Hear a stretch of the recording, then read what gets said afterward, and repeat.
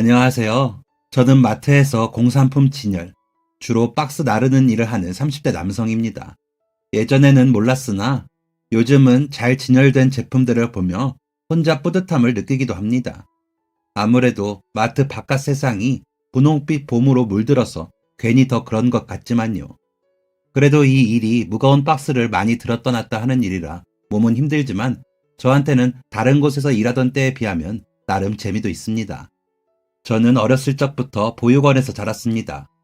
제가 그곳에 사는 게 부모로부터 버려져서라는 걸 알고 나서부터 제가 부모가 없는 아이라는 것에 대해 별다른 감정이 들지 않았습니다.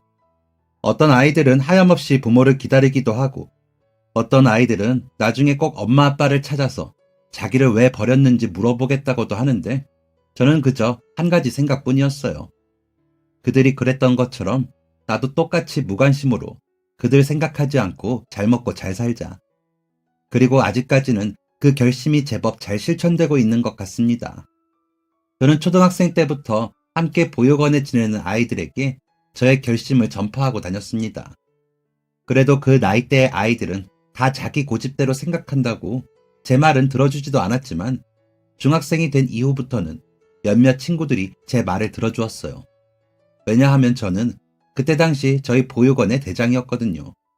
밥 남기는 어린애들한테는 밥 다 먹으면 소원 들어준다고 밥을 먹게 하고 사람 수가 많아 질서가 어지러울 때에는 양보하는 사람에게 소원을 들어준다고 하면 자동으로 정리가 되었습니다. 제가 요술램프 진이도 아닌데 어떻게 소원을 다 들어주었냐고요. 저도 만약 그때 아이들이 품고 있던 마음속 진짜 소원을 이야기했다면 들어주지 못했을 겁니다. 하지만 보육원에 함께 지내던 아이들은 막상 제 앞에서 진짜 소원을 말하지 못했었어요. 다들 망설이다가 제가 들어줄 수 있는 소박한 것들만 입 밖으로 꺼냈으니까요. 가족도 집도 없었지만 아이들 마음씨는 참 착했습니다.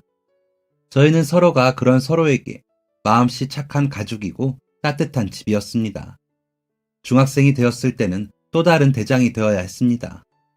대부분의 친구들이 그 지역에 있는 같은 중학교에 진학했는데 저희와 사정이 같은 아이들만 있는 보육원에서와는 달리 학교는 평범한 아이들이 더 많았죠. 그들 눈에 저희는 돌연변이 같은 존재로 취급되기도 했었습니다. 하지만 저는 그들의 그런 행동이 전혀 쌀 한 톨만큼도 상처가 되지 않았습니다. 문제는 함께 중학교를 다니는 제 친구들을 괴롭히는 나쁜 친구들이었어요. 제게 나쁜 말을 하고 시비를 거는 것은 못 들은 척 지나칠 수 있었으나 친구들에게 그런 행동을 하는 것은 참아지지가 않았습니다. 사소한 것들부터 눈살이 찌푸려질 정도로 사악한 것들까지 꼬박꼬박 어느 하나 지나치는 날 없이 그들을 혼내주었습니다. 학교에서는 그런 저를 골치 아파했지만 이야기를 들어보면 저는 골칫덩이보다는 정의의 사도에 가까웠기에 저를 어쩌지 못했고 친구들에게 저는 영웅이 되었습니다. 그땐 그렇게라도 가족들을 지켜낸다는 것이 즐거움이고 기쁨이었습니다. 고등학교에 올라가면서부터 각자 길이 나뉘어져 뿔뿔이 흩어졌어요. 그리고 먹고 살 궁리가 들기 시작하면서부터는 조금씩 제 앞날에 대한 생각만 하게 되었던 것 같습니다. 학교를 졸업하고 군대를 다녀와서 가장 처음 한 일은 얼른 아무 회사나 들어가기였습니다. 지금 생각해보면 그때 왜 그렇게 무지했을까 싶으면서도 그때 그렇게 살아서 지금의 제가 있다는 생각도 들어요. 특별한 목표나 즐거움 없이 잘 살자는 생각뿐이었던 그 시절. 쥐꼬리만한 월급에 매일 지루한 시간을 견뎌야 하는 사무직을 그만두고 마트에서 일을 시작하게 되었습니다. 그 일을 아직까지도 하고 있는 걸 보면 제 성격이랑 잘 맞는 것 같기도 해요. 확실히 몸을 움직여야 머리도 돌아가는 것 같고 제 개인적으로는 그렇더군요. 물론 저와 다른 분들도 분명 많이 계시겠지만요. 젊었을 때 조금 더 공부해서 더 좋은 회사에 갔더라면 달라졌을까 하는 생각도 하지 않은 것은 아닙니다. 하지만 이 일을 하면서 몸이 더 건강해지는 느낌을 받았어요. 일해서 번 돈으로 보육원에 찾아가 어린 아이들에게 맛있는 걸 사주는 날이면 아이들은 제가 마트에서 일하는 것을 무척이나 좋아했습니다.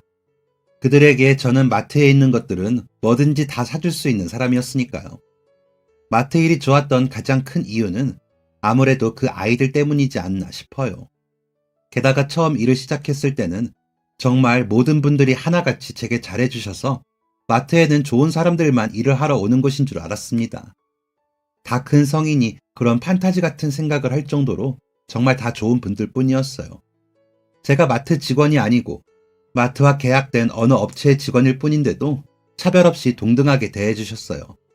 일상의 낙이라는 건 정리된 진열대를 바라보고 잠시 뿌듯한 그 순간과 주말마다 놀러가는 보육원에서 아이들과 맛있는 군것질을 함께하는 시간들 뿐이었지만 어렸을 때부터 줄곧 생각해왔던 나의 별탈 없이 무난한 하루들을 보내고 있었습니다. 그리고 몇 년 뒤 새로운 직원이 나타났습니다. 마트 소속 정직원인데 저보다 나이는 어렸지만 높은 직급을 한 남자였어요. 처음 만나던 날 첫 인상부터 어딘가 저를 하대하는 눈빛이 있었지만 예전 회사를 생각해보면 자연스러운 현상이기도 해서 그러려니 했습니다. 어쨌든 그 사람은 저보다 상사이고 저는 본사 직원도 아닐 뿐더러 일개 계약직이기 때문에 그 상사에 비하면 아무것도 아닌 사람이라고 생각했었습니다. 이모님, 어디 가세요?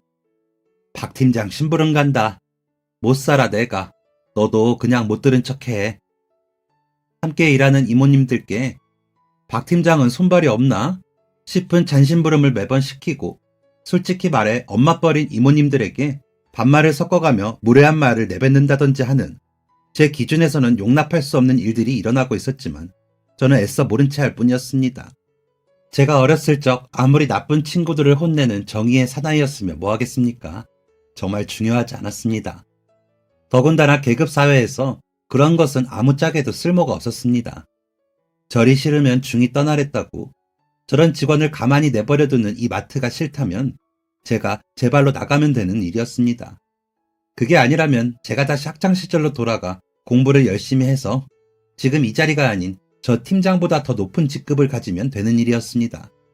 하지만 마트를 떠나기에 이미 저는 그곳이 좋았고 다시 학창시절로 돌아가는 것은 현실적으로 불가능한 일이었습니다.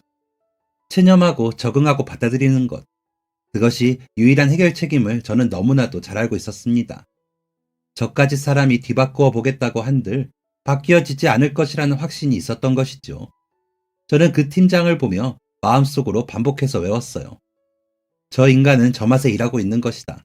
그저 이런 나물, 저런 나물이 밥상에 오르는 것처럼 저런 인간 유형도 세상에 존재하는 것뿐이다. 괜히 말 섞어가며 감정 소모를 하지 말자. 그렇게 마음속 평화를 혼자 써내려가며 최대한 그 팀장과 엮이지 않는 선에서 하루하루를 보내던 어느 날, 평소와 같이 진열할 상품을 나르던 중 마트 한쪽이 요란한 것이 눈에 들어왔습니다. 한 여자가 당황한 얼굴을 하고 마트 출입구 센서 쪽을 우왕좌왕하며 걷고 있었고 여자가 움직일 때마다 센서가 요란하게 울리고 있었습니다. 마트에서 도난 사고를 방지하기 위해 설치해둔 도난 센서였습니다. 몇몇 직원들이 그 손님의 곁으로 가서 무언가를 이야기하고 있는 듯 보였어요. 손님은 계속 아니라고 항변하는 듯 했고 직원들은 센서가 울렸으니 일단 절차상으로 확인이라도 하려고 손님을 달래고 있었습니다. 곧 사무실로 모셔가겠거니 단순한 센서 고장이겠거니 하고 등을 돌리려는데 팀장이 구두굽 소리를 내며 그쪽으로 달려갔습니다. 센서는 고장 안 나요, 손님. 죄송하지만 저희가 구매하신 것들 확인 좀 해봐야겠어요. 가방 안도 보여주시고요. 가방까지요? 저 결제 다 했고 영수증하고 카드도 보여드릴 수 있어요. 결제하는 거 CCTV로 확인하시면 되잖아요. 손님이 계산대에서 결제하신 상품들 말고 매장 돌아다니면서 몰래 가방 속에 담으셨을 수도 있잖아요. 매장 전체 CCTV 일일이 확인하는 것보다 손님 가방 열어보는 게 더 빠르니까요. 팀장은 최대한 상냥하게 말하는 듯 했지만 워낙 목소리가 커서 주변에 장을 보던 사람들이 하나둘 모여들어 손님의 얼굴이 새빨갛게 물들어가고 있었습니다. 손님은 하는 수 없이 알겠다고 가방을 열어 팀장에게 보여주었는데 팀장은 그렇게 보는 게 성에 차지 않았는지 바닥에 쪼그려 앉아 가방에 담긴 내용물들을 하나하나 바닥에 꺼내놓기 시작했어요. 팀장의 행동에 사람들이 조금씩 술렁이기 시작했습니다.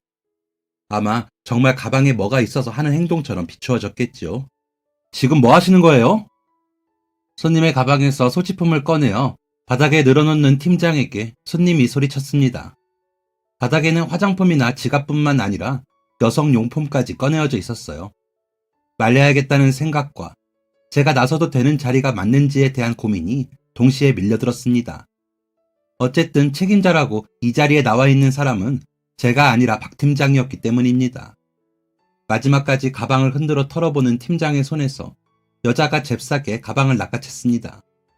뭔가 답답하다는 듯 일어나 팔짱을 끼는 팀장의 무릎 아래로 손님이 혼자 쭈그려 앉아 내용물을 가방 속에 집어넣었어요.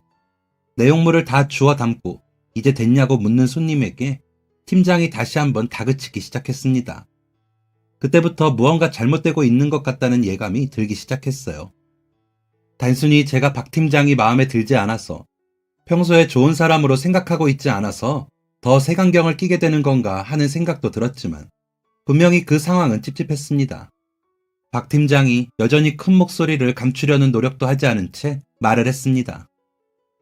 기분 나쁘게 듣지 마시고 요즘 하도 멀쩡하게 생기신 분들이 와서 물건 훔치고 그래서 그래요. 저희 입장도 이해를 부탁드려요. 저희도 이렇게 확인을 해야지 일이 되니까요. 가방 말고 다른 데 숨긴 거 아니에요?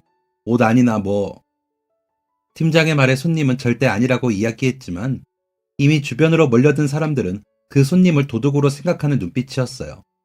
저러다 진짜 저 사람이 물건을 훔친 도둑이 아니면 그땐 어떻게 수습하고 사과하려고 저러는 건지 이해가 가지 않았습니다. 어떻게 그런 상황마저 자기 멋대로 굴려고 하는 건지.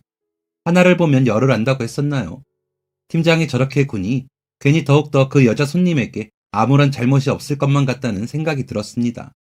그 손님이 훔친 게 없을 것 같다는 생각이 들면서도 저렇게 함부로 몰아붙이다가 손님이 도둑이 아니라는 게 밝혀져 곤란해하는 팀장의 얼굴이 보고 싶은 악한 마음이 들기도 했습니다. 말릴까 말까 고민을 하며 상황을 지켜보는데 팀장이 손님을 데리고 어디론가 끌고 가며 다른 직원에게 말했어요. 이분 옷 안에 뭐 숨긴 거 아닌지 확인 좀 해봅시다. 팀장의 말에 사람들이 웅성거렸고 손님은 억울하다는 듯 신경질적으로 팀장의 손을 뿌리쳤습니다. 아니라는데 이런 식으로 사람 몰아가도 되는 거예요?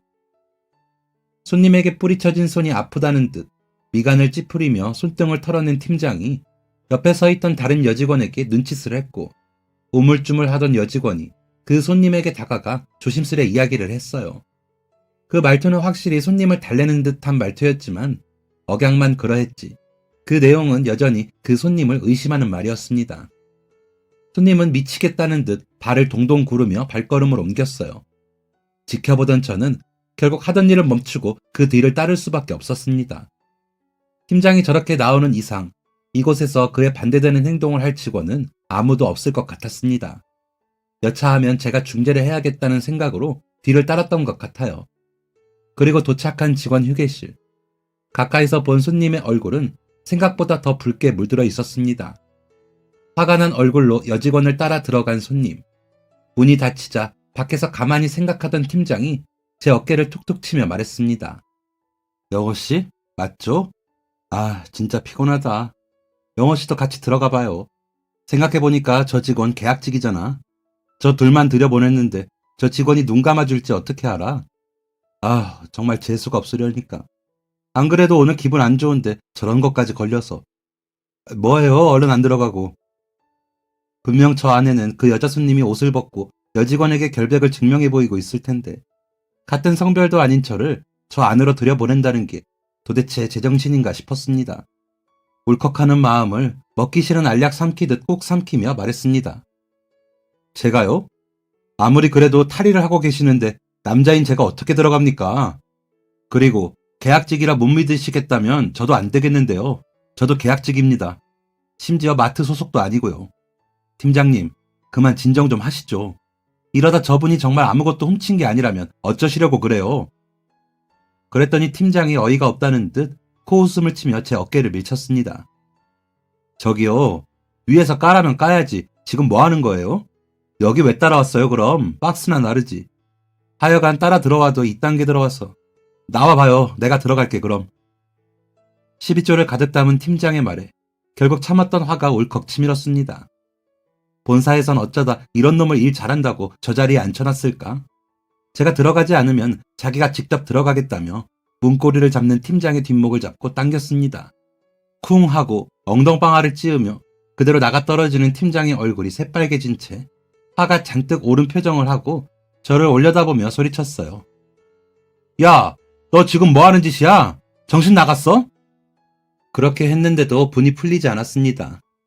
예의 따위는 밥 말아먹고 손님을 대하는 태도부터 인간 대 인간으로서의 최소한의 배려조차 없는 인간을 어떻게 처리하면 좋았을까요?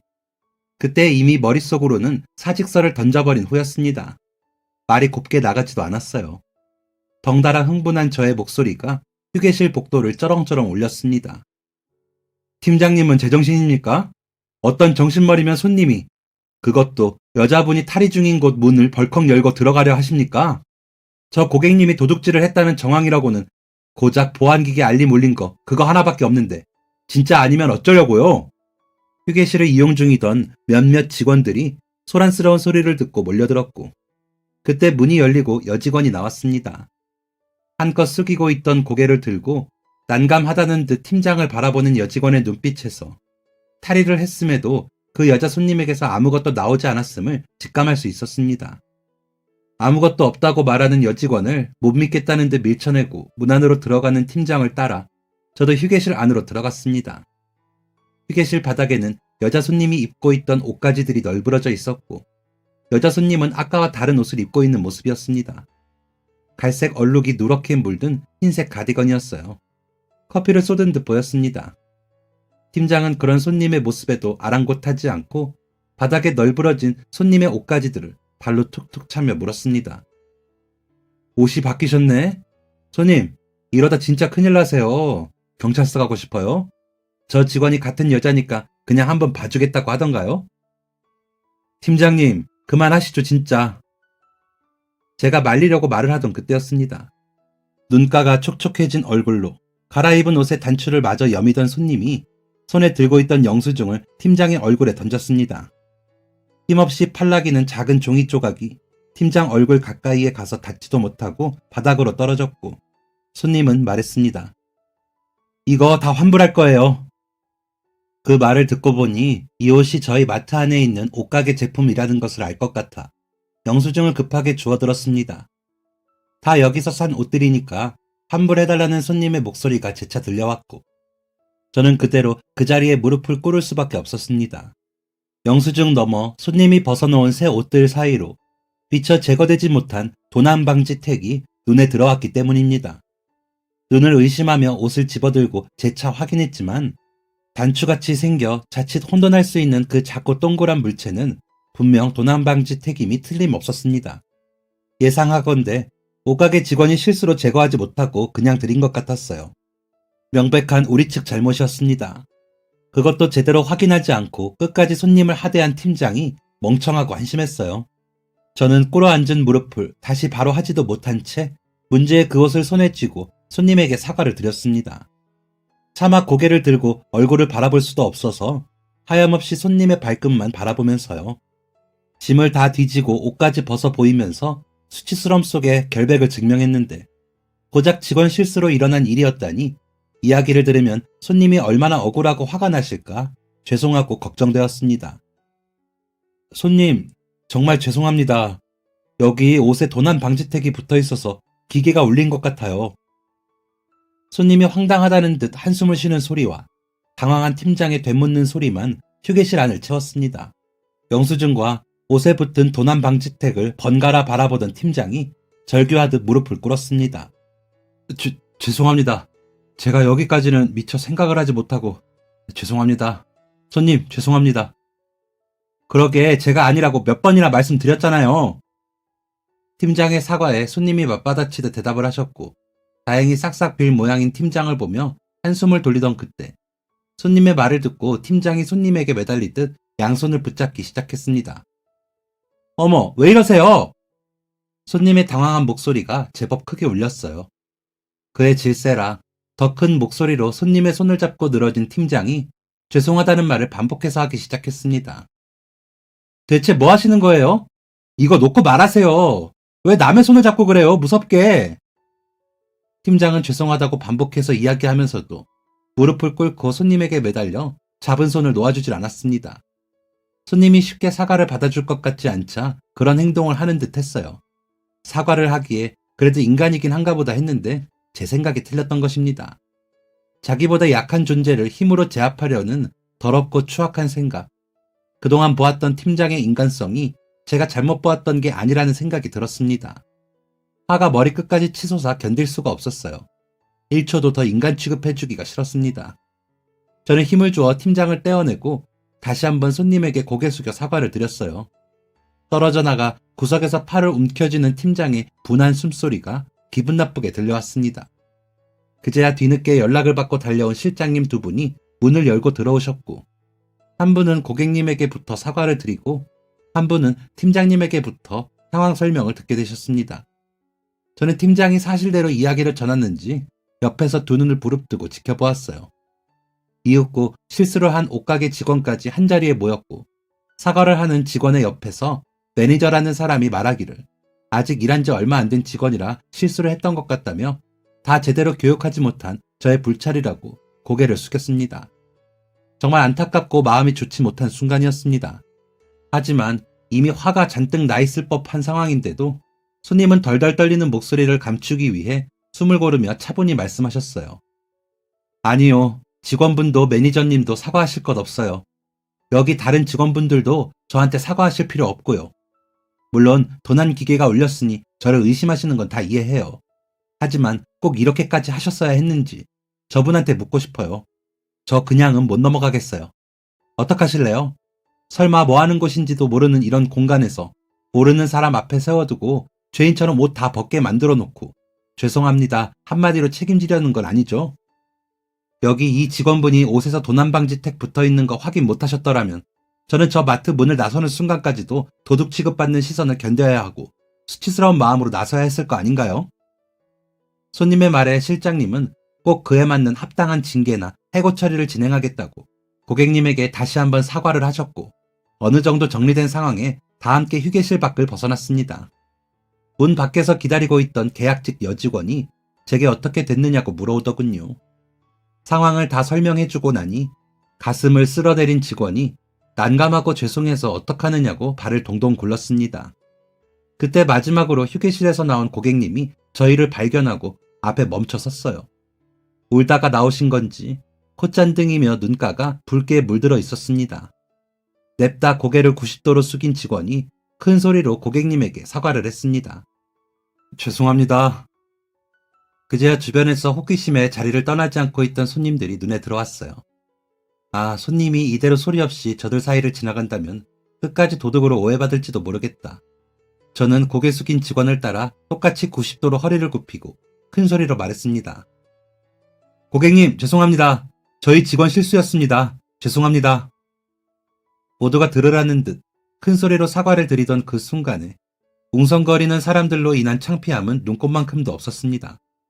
그저 못난 팀장을 둔 죄로, 못난 단체에 속했다는 죄로 대신해서 진심 어린 용서를 구하고 싶었어요. 많은 사람들 틈에서 순식간에 도둑으로 오해를 받고 얼마나 성가시고 난감했겠습니까? 그렇게 손님은 괜찮다며 손을 흔들고 또각또각 출입구로 멀어졌습니다. 그런데 잠깐의 해프닝이 끝이 나고 이제 제 자리로 돌아가서 남은 업무를 마무리하기 위해 발걸음을 돌리던 그때 멀어지던 발걸음 소리가 다시 가까워지더니 그 손님이 저를 불렀습니다. 저기요, 직원분. 제 누명 풀어주신 게 고마워서 그런데 몇 시에 퇴근하세요? 밥 사드릴게요. 갑자기 다시 돌아와 제게 밥을 사주겠다는 손님의 말을 저는 왠지 사양할 수가 없었습니다.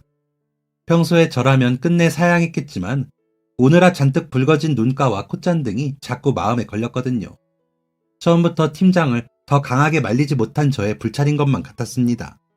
얼떨결에 약속 장소를 정하고 다시 업무를 보던 중 실장님으로부터 연락을 받고 사무실로 찾아갔습니다. 그곳에서 저는 팀장이 꼭 해고될 수밖에 없도록 그날 있었던 모든 일을 말씀드렸어요. 그렇게 일을 마무리하고 약속 장소로 나가서 다시 만난 손님은 좀 전과는 달리 아주 밝은 얼굴을 하고 저를 반겨주셨습니다. 괜히 어색하고 불편한 마음이 들 정도로 말이지요. 그리고 어색한 분위기 속에서 밥을 먹다 그 손님의 입에서 나온 말에 저는 그 자리에 얼어붙을 수밖에 없었습니다. 나 기억 못하겠어? 밥 먹는 내내 고개를 숙이고 밥그릇만 내려다보고 있었는데 그제야 얼굴을 자세히 들여다보게 되었거든요. 기억 못하겠냐는 질문에 당황해서 얼굴을 들여다보다가 그만 칠칠 맞지 못하게 밥 먹던 숟가락을 떨어뜨리고 말았습니다. 경황이 없어 그 전까지는 전혀 눈치채지 못했는데 손톱 달처럼 둥글게 휘어진 눈매와 한쪽으로 쏙 파고든 보조개 같은 것들이 놀랍도록 어디서 많이 본 얼굴이더라고요. 기억 못하겠나 봐. 그럼 잠깐 눈 좀 감고 있어. 기억이 날 듯 말 듯한 제가 답답했는지 손님은 저더러 잠시 눈을 감아보라고 했습니다. 왜 눈을 감으라고 하는지가 궁금하기보다는 대체 누구기에 저를 알고 있는지가 더 궁금했어요. 그리고 눈을 다시 떠보라는 손님의 말에 눈을 떴을 때 웃음이 빵 터져버리면서 기억 속 퍼즐 조각이 맞춰졌습니다. 앞니에 검은 김조각을 붙이고 희죽 웃어 보이는 그 얼굴은 영락없는 내 친구 희진이었습니다. 놀라기도 했지만 반가운 웃음이 먼저 새어나왔습니다. 너 앞니 생겼구나? 제 말에 희진이는 혀로 김을 떼어 먹으며 약 오른다는 듯한 표정을 지어 보였어요. 이런 곳에서 이렇게 다시 만나게 될 줄은 정말 몰랐습니다. 그도 그럴 것이 희진이는 제가 어릴 적 지내던 보육원에서 같이 자랐던 아이였습니다. 명랑하고 밝은 성격에 남자아이 여자아이 할 것 없이 두루두루 잘 지내던 성격이었어요. 보육원에서는 희진이만큼 밝은 아이가 없었습니다. 어렸을 때부터 그런 희진이와 서로 참 많이 장난치며 자랐던 기억이 나거든요. 하지만 희진이의 그런 모습은 보육원 안에서만 볼 수가 있었습니다. 학교에 가면 부모가 없는 아이들보다 부모가 있는 아이들이 압도적으로 더 많았으니까요. 저희처럼 부모 없는 아이들이 다른 아이들에게 무슨 잘못을 저지르거나 피해를 주는 것도 아닌데 꼭 문제가 있는 아이 취급을 받고는 했었습니다. 희진이와 저는 여고, 남고로 각자 흩어지기 전까지만 해도 함께 학교를 다니며 서로가 왕따가 되는 일이 없도록 곁을 지키던 사이였어요. 앞니에 김을 붙이고 하는 장난은 중학교 시절 계단에서 넘어지는 바람에 앞니가 부러졌던 희진이의 모습을 떠올리기에 아주 적합했습니다. 영호, 너 어렸을 때 학교에서도 나 엄마 아빠 없다고 친구들이 놀릴 때, 앞니 없다고 애들이 괴롭힐 때 매번 나타나서 혼쭐을 내줬었잖아. 그때 참 든든했는데 오늘 너 그 팀장이라는 직원한테 하는 거 보고 참 영호 닮았다 생각했거든. 그러고 나서 자세히 보니까 영호를 닮은 게 아니라 진짜 영호인 거야. 갑자기 예전에 그 든든했던 마음이 다시 차오르면서 잠깐이나마 정말 든든했어. 고마워. 다 큰 어른이 되어서도 너한테 이렇게 도움을 받을 줄은 몰랐는데 영호, 너는 여전히 곤란한 사람들을 도우면서 살고 있구나. 희진이도 어렸을 적 기억이 많이 남아있는지 예전 일을 회상하며 제게 말했어요. 덩달아 저도 추억에 잠겨 잠시나마 어렸을 때로 돌아가는 듯 했습니다. 한참 서로의 근황을 주고받다가 이렇게 다시 만나게 된 거 종종 연락하고 지내자며 희진이가 명함을 내밀었습니다. 햇살 공방이라고 쓰여진 그 명함에는 작은 글씨로 희진이의 이름이 적혀 있었고 그 글자는 희진이가 그곳의 운영자임을 알게 했어요. 꺼내 보일 명함 한 장이 없어 갈 곳을 잃은 손은 애꿎은 희진이의 명함만 계속해서 쓰다듬을 뿐이었습니다. 햇살 공방, 이름도 예쁘네. 너하고 어울린다. 나는 뭐 너도 봤다시피 특별한 재주도 없고 직장도 여기저기 전전해봤지만 맞는 데가 없어서 제일 잘하는 게 몸 쓰는 거라 이렇게 마트 일을 하고 있어. 희진이, 너는 멋진 일을 하고 있었네. 멋있다, 진심으로. 괜히 움츠러드는 듯한 기분이 들었습니다. 오랜만에 어릴 적 친구를 만났는데 주고받을 명함이 없다는 게 이렇게 머쓱하고 민망한 일일 줄은 몰랐습니다. 좀 멋있게 살아볼 걸 하는 후회가 밀려들던 찰나 희진이는 햇살 공방이라는 가게 이름과 너무 잘 어울리는 햇살 같은 목소리로 제게 이런 말을 남겼어요. 영호, 너는 그 마음씨가 다른 사람들과 차별화되는 재주잖아. 어렸을 때부터 영호 네 도움 없이 큰 친구들이 없잖아. 우리 보육원엔. 그게 얼마나 대단한 재주야. 나도 이거 명함만 좋지. 아직 아무 수익이 없는 상태인데 뭐. 아, 대한민국에서 성공하기 이렇게 힘든 건 줄은 진짜 몰랐어. 그치? 아무것도 모르고 공부만 하던 학생 때로 다시 돌아가고 싶다. 성공하기 힘들다고 너터로 숨짓는 희진이의 뒤로 제 마음씨가 다른 사람들과 차별화되는 재주라는 말을 몇 번이고 다시 떠올렸습니다. 왜 희진이는 말하는 것까지 그렇게 재주가 좋은 건지, 다 커서 만난 소꿉친구가 괜히 가슴 설레어 그 마음을 들킬까봐 조마조마했습니다. 오랜만에 만난 친구가 듣기 좋은 소리를 해주니 그 상대가 남자이건 여자이건 가슴이 벅차고 괜히 쑥스러운 것은 자연스러운 현상이었어요. 그리고 제게 그런 말을 서슴없이 해주는 친구에게 그 친구 역시 잘 되기를 무조건 응원하고 싶었죠. 다음날 팀장이 해고 처리되었다는 소식을 전한다는 핑계로 희진이에게 연락을 했습니다. 그날 후로 저희는 아주 자주 만나서 밥을 먹었고요. 취미가 뭐냐고 묻는 희진이에게 딱히 대답할 말이 없어 머리를 굴리다 창문 밖에 사진관이 눈에 들어왔고, 잘 찍지는 못해도 찍는 걸 좋아한다며 사진이 취미라는 거짓말까지 늘어놓았어요. 자기네 공방에 놀러와서 함께 작품을 만들어 보자는 말에 두텁고 재주 없는 손으로 작고 아기자기한 소품들을 만들겠다고 씨름을 하기도 했습니다. 그런데 어느 날에 희진이가 소품을 만들다가 무심한 말투로 제게 말하더군요. 영호야, 너 근데 사진 찍는 게 취미라면서 한 번도 사진 찍는 꼴을 못 봤다? 거짓말이지? 사진 촬영이 취미라는 말. 내가 너를 모르니? 그런 걸 왜 지어내고 그래? 갑자기 허를 찌르는 희진이의 말에 등줄기를 타고 식은땀이 주룩 흐르는 기분이었습니다. 컨셉을 잡고 연기를 하려면 그럴듯하게 했어야 했는데 너무 갑작스럽게 지어낸 취미라 까맣게 잊고 있었던 것이 희진이에게 딱 덜미를 잡히고 만 것입니다. 제가 아무 말도 못하고 있자 희진이가 주머니에서 카메라 하나를 꺼내어 제게 건네었습니다. 포장 필름도 그대로 붙어있고 한눈에 보아도 새 카메라였어요. 어리둥절한 마음에 받아들지도 못하고 가만히 서 있는 제게 희진이가 참 사람 환장하게 만드는 말을 건넸습니다.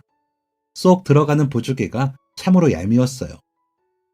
난 너 말만 믿고 냅다 카메라부터 샀는데 줄 기회가 없는 거야. 네가 사진 찍을 때 깜짝 놀라게 해주려고 했는데 그래도 뭐 어쩌겠어. 이왕 이렇게 된 거 카메라 배워. 꼭 잘해야 할 필요는 없으니까 네가 재밌을 정도로만 한번 해보라는 말이야. 아, 산지 좀 돼서 그거 환불도 안 돼. 갑자기 카메라를 배워보라며 새로 산 카메라를 선물한 희진이 때문에 저는 부담감을 안고 카메라를 배워야 했습니다. 그리고 곧장 빠져들게 되었어요. 그때 제가 혼자서 여기저기 돌아다니며 풍경을 담지는 못했었고, 주로 희진이네 공방이나 카페 같은 곳에서 작업을 하는 희진이를 담거나 희진이가 만든 소품을 담거나 했었습니다. 희진이는 왜 맨날 같은 것만 찍느냐며 짜증을 냈지만 저한테는 왜 매번 다른 것처럼 느껴졌는지 모르겠어요. 아무래도 그때부터 저는 희진이를 지독하게 짝사랑했는지도 모릅니다. 옆에서 무조건적인 응원을 하고 희진이를 힘들게 하는 것들은 제가 다 치워버리는 것만 하면 되겠다고 생각했었는데 사람 욕심은 참 끝이 없는 것이더라고요. 사랑을 이루고 싶다는 생각은 하루가 멀다 하고 커져갔습니다. 정말 마음은 간절했지만 혹여 고백을 했다가 희진이가 저와 같은 마음이 아니라면 영영 다시는 못 보게 될까봐 섣불리 고백을 하지도 못했었어요. 지금 다시 그때로 돌아간다고 해도 저는 똑같은 메일을 보내고 있었을 것입니다. 희진이를 쟁취하는 것보다 희진이의 곁에서 희진이의 든든한 편이 되어 오래오래 머무는 것이 더 행복하다고 믿었으니까요. 그래서 저는 정말 지독한 희진이 편이었습니다. 공방 운영이 어려워서 늘 좌절할 때마다 늘 무조건 잘 될 거라고 응원을 퍼부었거든요. 솔직히 누가 들으면 그냥 팔불출이 하는 소리다 하고 넘길 정도로 조건 없는 응원이었습니다. 그리고 마침내 영호야, 이거 조회수가 왜 이래? 네가 조작한 거야? 조회수가 너무 많아. 사람들이 댓글도 쓰고 쪽지도 보내고 그랬네. 너 조작한 거 아니지? 나 너무 떨려. 저의 응원이 먹혔던 건지 희진이의 공방이 점점 번창하게 되었어요. 제가 희진이를 촬영해두었던 사진과 영상들을 인터넷에 올리면서부터였습니다. 공방 홍보에 조금이나마 도움이 되었다고 생각하니 진심으로 기뻤어요. 영상을 보고 공방에 직접 와보고 싶다며 위치를 묻는 분들도 계셨고, 지방이라 너무 멀어서 직접 못 가는데 인터넷 구매는 안 되냐는 분들도 계셨습니다. 당황하고 잔뜩 긴장한 희진이를 대신해 저는 퇴근 후 밤에 잠을 줄여가며 인터넷 사이트를 만들어 판매를 시작했어요. 아기자기한 소품들을 하나하나 올려두고 나니 뿌듯함이 벅차 올랐습니다. 쪽지와 댓글로 질문을 하던 사람들이 기다렸다는 듯 구매를 해주셨고, 주말에는 공방 구경을 하러 온 손님들로 바빠서 제가 끼어들 틈이 없었어요. 물건을 만들고 파는 것에 이어 만드는 법을 배우고 싶어하는 손님들에게 강의를 시작한 지 3년째 되던 해, 희진이는 어느 누구 앞에서도 성공했다라고 말할 수 있을 만큼 멋진 사람이 되어 있었습니다.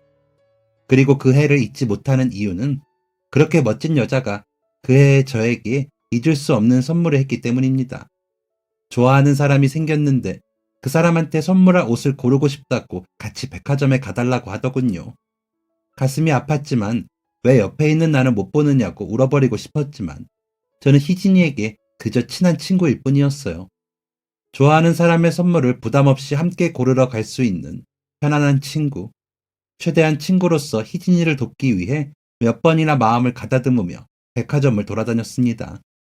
모든 선물을 다 고르고 밥을 먹으러 들어간 식당, 화장실에 다녀온다던 희진이가 자리에 돌아와 제게 내민 것은 그 전까지 백화점에서 함께 골랐던 그 옷이었습니다. 리본까지 묶어 정성스럽게 포장해왔던 그 쇼핑백이 왜 제 품에 있는 건지 실감이 나지 않았어요. 얼떨떨한 마음과는 달리 코끝은 시큰 저려오고 있었습니다. 무슨 말을 해야 할지 한 번도 상상해 본 적 없는 순간이라 그대로 뇌가 얼어붙은 것만 같았어요. 그런 제가 답답하지도 않은지 희진이가 먼저 얼굴을 붉히며 제게 말했습니다. 영호, 너라면 아마 죽을 때까지 나 좋아한다는 말 못하고 살 것 같아서 어떨 때는 심술이 나서 나도 죽을 때까지 말 안 해야지 하다가도 진짜 이대로 우리 둘 다 결혼도 못한 채 늙어가면 너무 웃기잖아. 영호, 너는 나쁜 사람들한테 혼내줄 땐 말을 그렇게 잘하다가 그렇지 않은 평소엔 말을 참 망설여. 특히 너에 관한 일들은 말이야. 너만 아프면 되고 너만 힘들면 된다는 생각인 것 같아. 남들이 아프고 힘든 것보다 너 자신이 그런 게 더 낫다고 생각하는 건지. 영호야, 이제 나한테는 그러지 마. 나는 이제 너랑 같이 아프고 같이 힘들어주고 싶어. 기쁨은 나누면 배가 되고 슬픔은 나누면 반이 된다잖아. 너는 늘 네가 재주 없고 별 볼 일 없는 사람이라고 말하지만 지금 내가 먹는 차, 내가 사는 집, 내가 입는 옷 모두 다 영호 네가 있어서 나한테 온 행운이야. 네가 기쁨을 나누어준 덕분에 내게 배가 되어 온 것들이지. 그 하나하나를 만들어 나가면서 단 한순간도 난 영호 네 생각을 하지 않았던 적이 없었어. 우리 이 말 하기까지 너무 오래 걸렸다. 그치? 이제 우리 친구 말고 연인하자. 조곤조곤 떨리는 목소리로 마음을 고백하는 희진이의 보조개가 예쁘게 피어났습니다. 그렇게 저의 마음속에는 영원히 지지 않는 태양이 떠올랐어요. 따스하게 햇살을 내리쬐어주는 사랑스러운 태양이 말입니다. 그날 마트에서 옷가게 직원이 도난방지택을 꼼꼼하게 잘 떼어줬더라면 저희 두 사람이 이렇게 만나게 되는 일은 아마 없었겠지요. 저희가 결혼을 하던 날, 그 직원분을 꼭 초대하고 싶었는데 그러지를 못했습니다. 그만둔 옷가게 직원에게 다시 연락을 취할 방법이 없었거든요. 혹시 저희의 이야기를 들으신다면 멀리서라도 감사 인사를 전하고 싶어요. 그때 그런 실수를 해주셔서 정말 고마웠다고 말이에요. 희진이는 그때 그 팀장이 무례해준 덕분에 저를 알아봤다며 그때의 불쾌감도 싹 잊고 고맙기만 하다고 우스갯소리를 합니다. 이렇게 잘 사는 저희 두 사람을 알게 되면 그 팀장님은 지난날 자신의 행동을 좀 더 반성하게 될까요? 저는 아직 마트 일을 하고 있지만 아내가 새롭게 문을 열어준 카메라라는 취미 생활에 흠뻑 빠져 소소하게 온라인 강의도 열고 있습니다. 아무런 경력도 유명세도 없는 저이기에 저의 강의를 들어주시는 분들은 아주 소수입니다. 하지만 요즘에 들어서야 비로소 이런 생각이 들어요. 이게 사람 사는 행복이고 사는 맛이구나 하고요. 그래서 저는 하고 싶은 것을 하며 그 안에서 만족하며 사는 사람들이 여전히 멋있습니다. 제 아내를 비롯하여 이 사연을 들어주시는 여러분들도요. 요즘 햇살이 참 따뜻하죠. 그래도 아직 일교차가 심하니 감기 조심 꼭 하세요. 돋아나는 새싹들처럼 힘차고 씩씩한 봄날이 되시기를 바랍니다. 여러분, 봄에는 모두 부자 되세요. 지갑도 좋지만 마음부터요. 저는 이번 봄 마음이 풍요로운 부자가 되기 위해 노력해보려 합니다. 감사합니다. 지금까지 사연 들어주셔서 감사합니다. 사연이 재밌으셨다면 구독과 좋아요를 눌러주세요. 감사합니다. 안녕히 계세요.